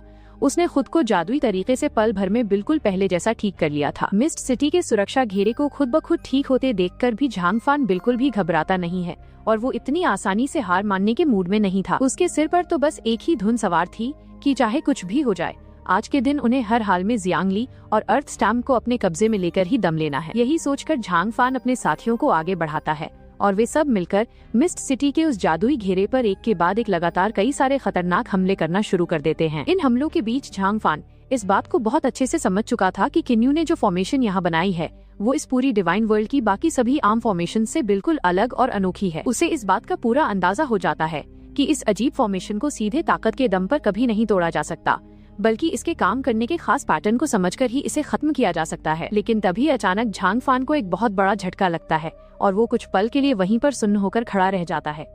असल में उसने बहुत ही ध्यान से नोटिस किया था कि इस समय जियांगली उस जादुई घेरे को बनाए रखने के लिए अपनी खुद की लाइफ एनर्जी यानी जीवन शक्ति का इस्तेमाल कर रही थी। ये बात सामने आते ही झांग फान के मन में एक बहुत गहरा डर बैठ जाता है और वो अंदर ही अंदर बुरी तरह से पैनिक होने लगता है। उसके दिमाग में ये बड़ा सवाल घूमने लगता है कि कहीं उसका सोचना गलत तो नहीं था और क्या किन्यू अभी भी इस दुनिया में सचमुच जिंदा बचा हुआ है। इसी डर और घबराहट की वजह से झांग फान को लगने लगता है कि अब वे लोग यहाँ पर और ज्यादा देर तक खाली हाथ नहीं रुक सकते। उसे लगता है कि उन्हें बिना कोई पल गवाए तुरंत इस फॉर्मेशन को पूरी तरह से नेस्तनाबूद करना होगा, क्योंकि वो उस सच का सामना बिल्कुल नहीं करना चाहता था जो इस समय उसके दिमाग में चल रहा था। वहीं दूसरी तरफ मिस्ट सिटी के अंदर का नजारा पूरी तरह से बदला हुआ था, जहाँ पर हमले के डर से वहाँ के आम नागरिकों को सुरक्षित बाहर निकालने का काम बहुत तेजी से चल रहा था। शहर के अंदर किन शी बहुत ही संजीदगी के साथ मिस्टर मैन फू के पास जाता है और उनसे एक बड़ी गुजारिश करता है। वह उनसे कहता है कि आप प्लीज मेरे छोटे भाई बहन का पूरा ख्याल रखना और उन्हें संभालना, क्योंकि मैं अभी बाकी के सभी लोगों को सुरक्षित बाहर निकालने में मदद करने के लिए जा रहा हूँ। अपने भाई की ये बात सुनकर किन शुआंग का दिल बैठ जाता है और वो अंदर ही अंदर बहुत ज्यादा उदास और दुखी हो जाता है। उसके दुखी होने की वजह ये थी कि इस बेहद मुश्किल और संकट की घड़ी में वो चाहकर भी अपने पिता की किसी भी तरह से मदद नहीं कर पा रहा था और खुद को लाचार महसूस कर रहा था। इसके बाद कहानी का रुख बदलता है और हमारा ध्यान सीधे किन्यू की तरफ जाता है, जिसके बारे में सब सोच रहे थे कि वो मारा गया है, पर वो असल में अभी भी पूरी तरह से जिंदा था। लेकिन उसकी हालत बहुत ज्यादा खराब थी। पिछले युद्ध में उसे जो गहरे जख्म मिले थे वे बहुत ही ज्यादा गंभीर और जानलेवा थे। हालत इतनी नाजुक थी कि अपने पति की जान बचाने के लिए जियांगली को बिना सोचे समझे अपनी बहुत सारी लाइफ एनर्जी को पूरी तरह से दांव पर लगाना पड़ रहा था। वो अपनी पूरी ताकत झोंक रही थी ताकि किन्यू की इस टूटती हुई हालत को संभाला जा सके और उसे एक नया जीवन मिल सके। जियांगली की इस बेपनाह कोशिश और सच्ची मोहब्बत का असर धीरे धीरे रंग लाने लगता है और किन्यू की हालत में सुधार दिखने लगता है। देखते ही देखते किन्यू के शरीर के अंदर उसकी जो खोई हुई अंदरूनी ताकत थी वो पूरी तरह से वापस लौटने लगती है और वो पहले जैसा मजबूत होने लगता है। सिर्फ इतना ही नहीं, बल्कि इस रिकवरी के साथ एक और बहुत बड़ी घटना घटती है कि जो नया यूनिवर्स किन्यू ने पहले अपने दम पर बनाना शुरू किया था वो अब पूरी तरह से परफेक्ट और मुकम्मल हो चुका था। इस नए यूनिवर्स के पूरी तरह तैयार होने के बाद अब ये सिर्फ कुछ ही समय की बात थी कि किन्यू कब अपनी आंखें खोलेगा और इस मैदान में अपनी अगली बड़ी चाल चलेगा। कहानी का रुख अब फिर से जियांगलान के मैदान की तरफ मुड़ता है, जहां हालात पल पल में बहुत ही ज्यादा गंभीर होते जा रहे थे। जियांगलान पूरी मजबूती के साथ वहां डटा हुआ था और उसका सामना इस समय दो महाशक्तिशाली योद्धाओं लाओ फान और हुआंग फू से हो रहा था। लड़ाई के बीच में जियांगलान को एक बहुत ही शानदार मौका मिलता है जब वो सीधे हुआंग फू पर वार करके उसे बुरी तरह से जख्मी कर सकता था। लेकिन तभी लाओ फान बहुत ही फुर्ती के साथ बीच में आ जाता है और अपनी जादुई ताकत की ढाल बनाकर हुआंग फू को उस जानलेवा वार से पूरी तरह बचा लेता है। जियांगलान को रोकने के लिए लाओ फान वहीं नहीं रुकता। वो तुरंत हुआंग फू की तरफ देखता है और उसे चिल्लाते हुए कहता है कि अब ढीले मत पड़ो और अपनी पूरी अंदरूनी ताकत को एक साथ बाहर निकालो। अपने साथी की बात सुनते ही हुआंग फू जोश से भर जाता है और वो अपनी पूरी इंटरनल स्ट्रेंथ को हवा में रिलीज कर देता है। देखते ही देखते उसकी उस जादुई ताकत की वजह से आसमान में एक या दो नहीं बल्कि हजारों लाखों जादुई तलवारें बनकर तैयार हो जाती हैं, जो पूरी तरह से जियांगलान की तरफ तान दी गई थीं। हुआंग फू बिना कोई दया दिखाए उन लाखों तलवारों की पूरी फौज को एक साथ जियांगलान की तरफ मोड़ देता है ताकि उसे वहीं पर खत्म किया जा सके। लेकिन जियांगलान भी कोई मामूली योद्धा नहीं था। वो इतनी भयंकर मुसीबत के सामने भी अपने कदम पीछे नहीं हटाता और बहुत ही बहादुरी से उन तलवारों के खतरनाक वार को झेलते हुए जिंदा बच जाता है। इस जबरदस्त मुकाबले को देखकर क्वीन ऑफ द ब्लड सी से अब और ज्यादा इंतजार नहीं होता और वो भी इस बहती गंगा में हाथ धोने के लिए सीधे लड़ाई के बीच में कूद पड़ती है। वो आते ही अपनी जादुई और खूनी शक्तियों का इस्तेमाल करती है और बहुत ही आसानी से जियांगलान के पूरे शरीर और उसकी हर एक मूवमेंट को वहीं पर जकड़ लेती है। जियांगलान को अपने जाल में फंसा देखकर उसके चेहरे पर एक क्रूर मुस्कान आ जाती है और वो बड़े घमंड से कहती है कि अब मैं भी देखना चाहती हूँ कि तुम मेरे इस जाल के अंदर कितनी देर तक टिक पाते हो। लेकिन जियांगलान इतनी आसानी से घुटने टेकने वालों में से नहीं था। वो अपने शरीर के अंदर की पूरी एनर्जी को एक साथ इकट्ठा करता है और एक बहुत ही जोरदार जवाबी हमला करता है। उसका ये पलटवार इतना ज्यादा ताकतवर था कि क्वीन ऑफ द ब्लड सी ने जो मजबूत जादुई जाल उस पर बुना था वो पल भर में तिनके की तरह टूटकर बिखर जाता है और जियांगलान पूरी तरह आजाद हो जाता है। जियांगलान की इस गजब की ताकत और फुर्ती को देखकर लाओ फान बिल्कुल भी डरता नहीं है, बल्कि उसका उत्साह और ज्यादा बढ़ जाता है और वो हंसते हुए कहता है कि वाह, अब तो इसके साथ खेलने में असली मजा आने वाला है। अब हम कहानी के दूसरे हिस्से की तरफ चलते हैं, जहां यिफिंग की पेंटिंग वाली जादुई जगह पर बहुत ही बुरा हाल चल रहा था। वहां पर मौजूद वांग निंगजिंग और उसके साथी गॉड किंग्स के लगातार हो रहे हमलों को झेलते झेलते अब पूरी तरह से अपनी आखिरी लिमिट पर पहुंच चुके थे। उनके शरीर में अब रत्ती भर भी ताकत नहीं बची थी, जिसके चलते वे उन तीनों शक्तिशाली गॉड किंग्स को और ज्यादा समय के लिए उस जादुई दायरे में रोक कर नहीं रख पाते। नतीजा ये होता है कि वे तीनों गॉड किंग्स यिफिंग के उस जादुई खजाने को पूरी तरह से तोड़कर बाहर निकल आते हैं और आजाद हो जाते हैं। बाहर आते ही वे बाकी साथी गुस्से से लाल हो जाते हैं और वे तय करते हैं कि वे किसी भी कीमत पर यिफिंग और शियाओ हेई को यहाँ से जिंदा भागने नहीं देंगे। वे सब मिलकर चारों तरफ से घेरा डालते हैं और आखिरकार यिफिंग को पूरी तरह से अपने कब्जे में ले लेते हैं और उसे बंदी बना लेते हैं। लेकिन शियाओ हेई उनके हाथ नहीं आता। वो बहुत ही चालाकी से उनकी नजरों से बचकर वहाँ से लगातार आगे की तरफ भागने लगता है। शियाओ हेई के इस तरह भागने के पीछे एक बहुत बड़ी वजह थी। वो असल में अपनी जान बचाने के साथ साथ किसी भी तरह थोड़ा और समय खींचना चाहता था। वो जानता था कि अगर उसने गॉड किंग्स को थोड़ी देर और उलझा कर रखा तो उसके बड़े भाई किन्यू को पूरी तरह से ठीक होने और होश में आने के लिए सही मौका मिल जाएगा। वहीं दूसरी तरफ झांग फान का जो पूरा ग्रुप था, वे सब मिलकर मिस्ट सिटी के सुरक्षा घेरे को पूरी तरह से नेस्तनाबूद करने के बिल्कुल करीब पहुंच चुके थे। झांग फान के मन में लालच और गुस्सा दोनों एक साथ उबल रहे थे। वो हर हाल में उस चीज को वापस छीनना चाहता था जो उसके हिसाब से उसकी होनी चाहिए थी। वो अपनी पूरी जादुई ताकत को एक जगह इकट्ठा करता है और मिस्ट सिटी के उस सुरक्षा घेरे पर अपना अब तक का सबसे भयंकर और आखिरी वार कर देता है। झांग फान का ये हमला इतना ज्यादा जोरदार था कि मिस्ट सिटी की वो मजबूत जादुई फॉर्मेशन इस दबाव को झेल नहीं पाती और धमाके के साथ पूरी तरह से टूटकर बिखर जाती है। सुरक्षा घेरे के टूटते ही मिस्ट सिटी का रास्ता पूरी तरह साफ हो जाता है और गॉड किंग्स बिना कोई समय गवाए बड़ी तेजी से शहर के अंदर घुसने की तैयारी करने लगते हैं। झांग फान बिना कोई दया दिखाए सीधे उस बेबस शहर पर अपने कबीले के साथ टूट पड़ता है और वहाँ पर हमले शुरू कर देता है। मिस्ट सिटी की ये हालत देखकर जो दूसरे गॉड किंग्स अभी तक लड़ाई में ज्यादा दिलचस्पी नहीं ले रहे थे और दूर खड़े थे, वे भी अचानक से पलटते हैं और शहर की तरफ दौड़ लगा देते हैं। उनके ऐसा करने की असली वजह ये थी कि अब मिस्ट सिटी के जो बड़े दरवाजे थे वे पूरी तरह से खुल चुके थे और वहाँ कोई सुरक्षा नहीं बची थी। उन जालिम गॉड किंग्स को लगता है कि अब सही समय आ चुका है जब वे सब मिलकर किन्यू के लोगों को उनके किए की बहुत ही दर्दनाक सजा दे सकते हैं। लेकिन ठीक इसी समय कहानी में एक बहुत बड़ा और चमत्कारी मोड़ आता है जिसका अंदाजा वहाँ मौजूद किसी भी गॉड किंग को बिल्कुल नहीं था। मिस्ट सिटी के अंदर जो किन्यू गहरे जख्मों की वजह से बेहोश पड़ा हुआ था, उसे आखिरकार पूरी तरह से होश आ जाता है और वो अपनी आंखें खोल देता है। होश में आते ही जब वो अपने सामने जियांग ली को देखता है तो उसके मन को बहुत बड़ी राहत मिलती है कि उसकी जान उसकी पत्नी की वजह से बच चुकी है। लेकिन जैसे ही उसे बाहर चल रही तबाही का एहसास होता है, उसका चेहरा गुस्से से पूरी तरह बदल जाता है और वो समझ जाता है कि अब चुप बैठने का वक्त खत्म हो चुका है। किन्यू तय कर लेता है कि अब उसकी बारी है कि वो खुद मैदान में उतरे और उन 8 होली एम्पर्स को उनके घमंड और इन बुरे कामों की ऐसी सजा दे जिसे वे जिंदगी भर न भूल सकें। अभी झांग फान शहर के बीचों बीच आगे बढ़ ही रहा था कि तभी अचानक उसे अपने अंदर एक अजीब सी घबराहट और बेचैनी महसूस होने लगती है। उसे समझ नहीं आ रहा था कि आखिर ऐसा क्या हुआ है, लेकिन उसके दिल के किसी कोने में एक बहुत बड़ा डर बैठ जाता है जो उसे आगे बढ़ने से रोक रहा था। इसके बावजूद वो अपने कदम नहीं रोकता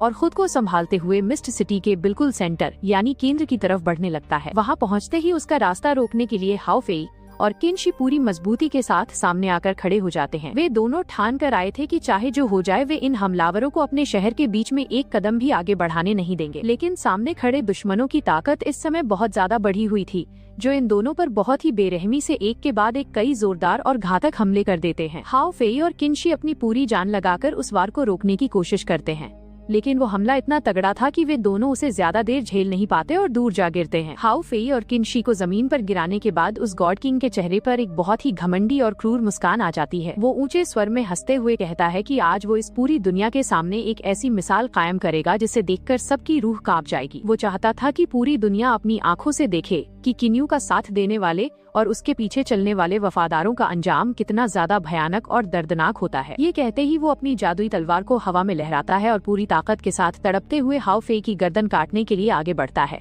लेकिन ठीक उसी पल जब वो वार हाओ फेई को छूने ही वाला था, वहाँ का पूरा माहौल अचानक से बिल्कुल सुन्न और ठंडा पड़ जाता है। दरअसल किन्यू ने पूरी तरह होश में आकर अब अपना पहला कदम बढ़ा दिया था और उसके ऐसा करते ही वहाँ पर एक बहुत ही अजीब और भयंकर घटना घटती है। अचानक से पूरे मैदान और आसमान में एक इतना भारी और डरावना दबाव फैल जाता है जिसकी कल्पना किसी ने नहीं की थी। वो दबाव इतना ज्यादा खतरनाक था कि वहाँ मौजूद जितने भी शक्तिशाली गॉड किंग्स और होली एम्पर्स थे, उन सबके पैर एक झटके में जमीन से चिपक जाते हैं और उनका दम घुटने लगता है। लेकिन किन्यू सिर्फ यहीं पर नहीं रुकता, वो अपनी नई जादुई ताकतों का इस्तेमाल करता है और पूरी की पूरी मिस्ट सिटी को उठाकर सीधे अपने बनाए हुए नए यूनिवर्स के अंदर खींचना शुरू कर देता है। दुश्मन और उसके साथी अपनी आंखों के सामने ये नजारा देखकर बुरी तरह से हक्के बक्के रह जाते हैं और उन्हें अपनी ही आंखों पर यकीन नहीं होता। इससे पहले कि वे कुछ समझ पाते या अपनी रक्षा के लिए कोई कदम उठा पाते, पलक झपकते ही मिस्ट सिटी के अंदर रहने वाले जितने भी आम नागरिक और लोग थे, वे सब के सब उस जगह से पूरी तरह गायब हो जाते हैं। अगले ही पल खुद किन्यू एक बहुत ही शांत लेकिन बेहद खतरनाक लुक के साथ उन सभी के ठीक सामने हवा में प्रकट हो जाता है। वो चेहरे पर एक हल्की सी मुस्कान लाता है और बहुत ही ठंडे लहजे में वहाँ आए सभी होली एम्पर्स और गॉड किंग्स का अपने इस नए यूनिवर्स के जादुई स्पेस में स्वागत करता है। किन्यू को इस तरह अपने सामने बिल्कुल सही सलामत और पहले से कहीं ज्यादा ताकतवर रूप में जिंदा देखकर उन सभी गॉड किंग्स के होश पूरी तरह से फाख्ता हो जाते हैं। उनका वो घमंड जो कुछ देर पहले आसमान छू रहा था, वो अब पूरी तरह से मिट्टी में मिल चुका था और वे डर के मारे थर थर कांपने लगे थे। लेकिन उनके लिए असली मुसीबत तो अब शुरू हुई थी, क्योंकि वे जैसे ही वहाँ से पीछे हटने या हवा में उड़कर भागने की कोशिश करते हैं, उन्हें एहसास होता है कि वे अपनी जगह से 1 इंच भी हिल नहीं पा रहे हैं। असल में उस जादुई जगह के अंदर उड़ पाना या अपनी मर्जी से कोई भी जादुई हरकत कर पाना उनके लिए बिल्कुल भी नामुमकिन हो चुका था। ऐसा इसलिए था क्योंकि किन्यू का ये नया यूनिवर्स उसका खुद का बनाया हुआ संसार था और यहाँ के स्पेस और टाइम यानी समय और स्थान के जितने भी नियम थे, वे इस आम डिवाइन वर्ल्ड से बिल्कुल अलग और अनोखे थे। यहाँ पर सिर्फ और सिर्फ किन्यू का हुक्म चलता था और उसके हुक्म के बिना वहाँ की हवा का एक झोंका भी अपनी मर्जी से इधर उधर नहीं डोल सकता था। जोशिन अपनी आंखों के सामने ये सब देखकर पागलों की तरह चिल्लाने लगता है, क्योंकि उसका दिमाग इस बात को मानने के लिए बिल्कुल भी तैयार नहीं था कि कोई कल्टीवेटर इतना ज्यादा शक्तिशाली कैसे हो सकता है। वो डर और गुस्से में बाकी के सभी होली एम्पर्स को आवाज देता है और कहता है कि डरो मत, हम सब अगर एक साथ मिलकर अपनी पूरी ताकत से इस पर हमला करेंगे तो हम इसे आसानी से हरा सकते हैं। लेकिन उसकी इस बात का किसी पर कोई असर नहीं होता, क्योंकि जोशिन के साथ आए बाकी सभी होली एम्पर्स के चेहरे इस समय डर के मारे पूरी तरह सफेद पड़ चुके थे और वे अपनी जान की भीख मांगने की हालत में पहुंच गए थे। अब मैदान के बीच में खड़े उन घमंडी होली एम्पर्स के पास करने के लिए कुछ भी नहीं बचा था और वे पूरी तरह से किन्यू के रहम करम पर टिके हुए थे। किन्यू बड़े ही शांत कदमों से आगे बढ़ता है और सीधे जोशिन की तरफ अपना हाथ लहराता है। जैसे ही वो इशारा करता है, एक बहुत ही अजीब सी जादुई ताकत जोशिन को हवा में जकड़ लेती है और उसे एक तिनके की तरह ऊपर उठा देती है। किन्यू बिना कोई दया दिखाए जोशिन को बहुत ही तेजी के साथ दूर की तरफ फेंक देता है, जिससे उसका शरीर हवा को चीरता हुआ आगे बढ़ने लगता है। वो जादुई झटका इतना ज्यादा तेज और खतरनाक था कि जोशिन अलग अलग जगहों और पहाड़ों से टकराता हुआ सीधे वहाँ जाकर गिरता है जहाँ से उसने अपनी ये गंदी चाल शुरू की थी, यानी कि लाइवा शहर के बीचों बीच। लाइवा शहर की जमीन पर गिरते ही जोशिन का पूरा शरीर दर्द से टूट जाता है और वो पूरी तरह से सोच में पड़ जाता है कि आखिर उसके साथ ये क्या हो गया। वो अपने आसपास की गलियों और इमारतों को देखता है और समझ नहीं पाता कि पल भर में वो मिस्ट सिटी से इतनी दूर अपने खुद के शहर में कैसे आ गया। लेकिन उसका घमंड अभी भी पूरी तरह से टूटा नहीं था। वो जमीन से उठकर खड़ा होता है और अपने मन में कहने लगता है कि ये सब सिर्फ एक मामूली और घटिया जादू है, जिसके दम पर किन्यू मुझे डराने की कोशिश कर रहा है। खुद को सच्चा साबित करने के लिए जोशिन अपनी पूरी ताकत को एक जगह इकट्ठा करता है और अपनी सबसे खतरनाक बिजली यानी थंडर पावर को अपने हाथों में बुला लेता है। उसके हाथों से नीले रंग की भयंकर बिजलियां निकलने लगती हैं और वो पूरे शहर को डराने की कोशिश करता है ताकि उसका खोया हुआ हौसला वापस आ सके। लेकिन उसकी यह खुशी बहुत ज्यादा लंबे समय तक टिक नहीं पाती। भले ही उसके शरीर के अंदर उसकी पुरानी जादुई ताकत वापस लौट आई थी, लेकिन वो जैसे ही उस बिजली से उस जगह को तोड़ना चाहता है, वहाँ कुछ भी नहीं होता। वो अपनी पूरी जान लगा देता है, पर उसका वो भयंकर हमला उस जगह की एक मामूली सी ईंट को भी अपनी जगह से हिला नहीं पाता। जोशिन अभी इसी उलझन में फंसा हुआ था कि तभी उसके ठीक सामने हवा में दोबारा से किन्यू प्रकट हो जाता है और उसकी तरफ देखने लगता है। किन्यू बड़े ही ठंडे लहजे में उसे समझाते हुए कहता है कि जोशिन, अपनी इस बेवकूफी को यहीं पर बंद कर दो, क्योंकि ये लाइवा शहर न तो कोई सपना है और न ही तुम्हारी वो असली दुनिया। वो आगे राज खोलते हुए कहता है कि ये तो वो जगह है जिसे मैंने खुद अपने नए यूनिवर्स की असली ताकत और उसके एसेंस का इस्तेमाल करके बिल्कुल वैसा ही तैयार किया है। इसलिए तुम चाहे अपनी पूरी जिंदगी की ताकत भी क्यों न लगा दो, तुम्हारे लिए मेरे इस बनाए हुए संसार की किसी भी चीज को नुकसान पहुंचाना बिल्कुल नामुमकिन है। किन्यू की ये बात सीधे जोशिन के दिल पर जाकर लगती है, लेकिन वो अभी भी इस कड़वे सच को मानने के लिए तैयार नहीं था कि कोई इंसान भगवान से भी ऊपर उठ सकता है। वो पागलों की तरह हंसने लगता है और चिल्लाते हुए कहता है कि ये बिल्कुल झूठ है, क्योंकि इस पूरी दुनिया में जो असली जादुई ताकत यानी एसेंस पावर होती है, वो सिर्फ और सिर्फ हेवनली दाव से ही पैदा हो सकती है। वो अपनी तलवार किन्यू की तरफ तानता है और कहता है कि जब इस पूरी सृष्टि का मालिक सिर्फ एक ही हेवनली दाव है, तो फिर इस जगह पर वैसी ही 2 ताकतें एक साथ कैसे मौजूद हो सकती हैं? ये पूरी तरह से नामुमकिन है। जोशिन के मुंह से हेवनली दाव की ये बड़ी बड़ी बातें सुनकर किन्यू को बिल्कुल भी गुस्सा नहीं आता, बल्कि वो उसके इस कम ज्ञान पर जोर से हंसने लगता है। किन्यू की वो हंसी पूरे माहौल में गूंज उठती है, जो इस बात का साफ इशारा थी कि जोशिन सच में कितना बड़ा बेवकूफ है जो इस नए संसार के सच को नहीं समझ पा रहा। हंसी रोकने के बाद किन्यू का चेहरा अचानक से बहुत ज्यादा गंभीर हो जाता है और वो सीधे जोसियन की आंखों में आंखें डालकर देखने लगता है। वो बहुत ही ठंडे लहजे में जोसियन को उसके पुराने काले कारनामों की याद दिलाते हुए कहता है कि क्या तुम भूल गए कि तुमने अमर, राक्षस और शैतानों की दुनिया यानी इमॉर्टल, डिमन और फींड वर्ल्ड में कितने सारे बेकसूर लोगों को मौत के घाट उतारा था। किन्यू की आवाज में अब गुस्सा साफ महसूस हो रहा था। वो आगे कहता है कि सिर्फ इतना ही नहीं, बल्कि पास्ट में जब मैं बहुत ज्यादा कमजोर था तब तुमने मेरे आत्मसम्मान को पूरी तरह से ठेस पहुंचाई थी और मुझे अपने पैरों तले कुचलने की कोशिश की थी।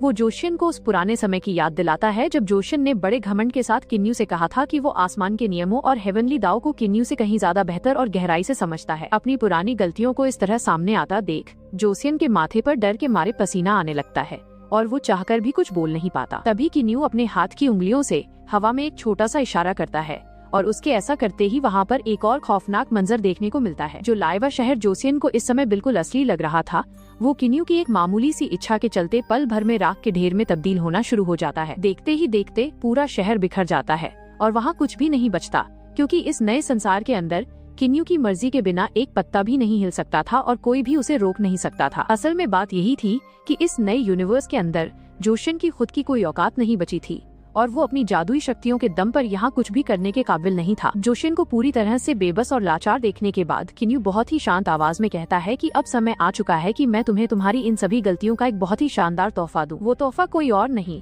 बल्कि हेवनली पनिशमेंट यानी भगवान की तरफ से मिलने वाली वो सजा थी जो सीधे पापी का वजूद हमेशा के लिए खत्म कर देती है। ये कहते ही किन्यू बिना कोई रहम दिखाए सीधे जोशियन पर एक बहुत ही भयंकर और सीधा जादुई हमला छोड़ देता है जो उसकी तरफ बढ़ने लगता है। लेकिन अपनी मौत को बिल्कुल अपने करीब आता देखकर भी जोशियन का घमंड इस आखिरी समय में भी उसका साथ नहीं छोड़ रहा था। वो अपनी असली पोजीशन और हालत को समझने के बजाय अभी भी यही सोच रहा था कि किन्यू की ये ताकत झूठी है और वो इसे हरा सकता है। वो पूरे कॉन्फिडेंस के साथ अपने हाथों को आसमान की तरफ उठाता है और उस जादुई जगह पर कड़कने वाली खतरनाक बिजलियों को अपने कंट्रोल में लेने की कोशिश करने लगता है।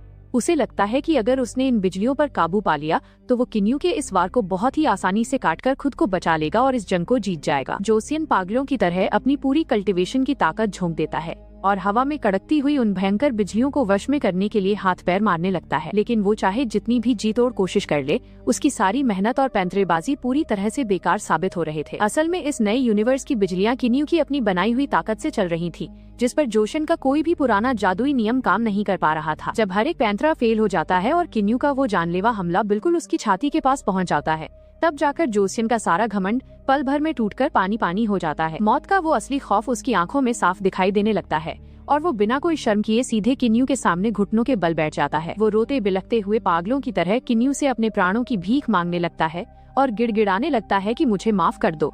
जोशियन हाथ जोड़कर रोते हुए कहता है कि मुझसे बहुत बड़ी भूल हो गई है, मैं अपनी सारी गलतियां मानता हूँ, प्लीज बस इस एक बार मेरी जान बख्श दो। जोशियन जैसे ताकतवर और घमंडी राजा को इस तरह अपने पैरों में गिरकर कीड़े मकोड़ों की तरह गिड़गिड़ाते देख किन्यू को उस पर तरस नहीं आता, बल्कि वो जोर से हंसने लगता है। किन्यू की उस हंसी में बहुत ज्यादा दर्द और गुस्सा छिपा हुआ था। वो जोसियन की तरफ नफरत से देखता है और कहता है कि सच में कितनी अजीब बात है। वो जोसियन को याद दिलाता है कि तुम्हारा पिता कितना महान और बहादुर था, जो मुझसे लड़ते हुए अपनी जान दांव पर लगाने से भी नहीं कतराया ताकि वो मुझे थोड़ा सा जख्मी कर सके। किन्यू गुस्से में कहता है कि एक तरफ तुम्हारा वो बहादुर पिता था जो मरते दम तक शान से लड़ा, और दूसरी तरफ तुम उसकी औलाद हो जो अपनी जान बचाने के लिए इस तरह रास्ते के भिखारी की तरह मेरे पैरों में रो रहे हो। ये कहते ही किन्यू के चेहरे से रही सहाय दया भी पूरी तरह गायब हो जाती है और वो फैसला कर लेता है कि ऐसे कायर और पापी इंसान को इस दुनिया में रहने का कोई हक नहीं है। वो बिना एक पल की भी देरी किए अपनी उस हेवनली पनिशमेंट यानी जादुई सजा की पूरी ताकत को एक साथ रिलीज कर देता है, जो सीधे जोशियन के शरीर पर जाकर लगती है। जोशियन के पास अब चाहकर भी खुद को बचाने का या वहाँ से भागने का कोई रास्ता नहीं बचा था और वो बेबसी से उस भयानक दर्द को झेलने के लिए मजबूर हो जाता है। देखते ही देखते वो जादुई रोशनी जोशियन के पूरे वजूद को चारों तरफ से घेर लेती है और उसकी चीखें पूरे आसमान में गूंज उठती हैं। उस भयंकर और अंतिम जादुई वार के लगते ही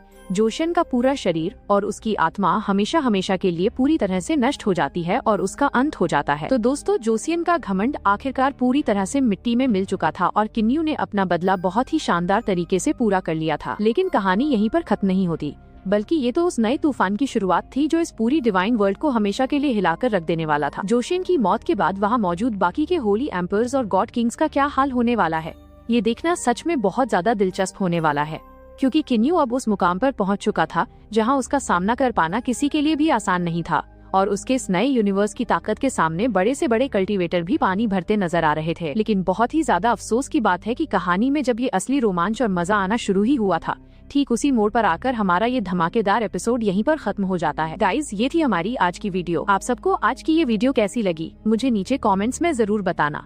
इसका नेक्स्ट पार्ट भी बहुत जल्द आएगा गाइज, और आगे के एपिसोड्स तो और भी ज्यादा दिलचस्प और मजेदार होने वाले हैं। इसीलिए अगर आपने अभी तक सब्सक्राइब नहीं किया है तो फटाफट कर लो। तो ठीक है गाइज, मिलते हैं नेक्स्ट वीडियो में।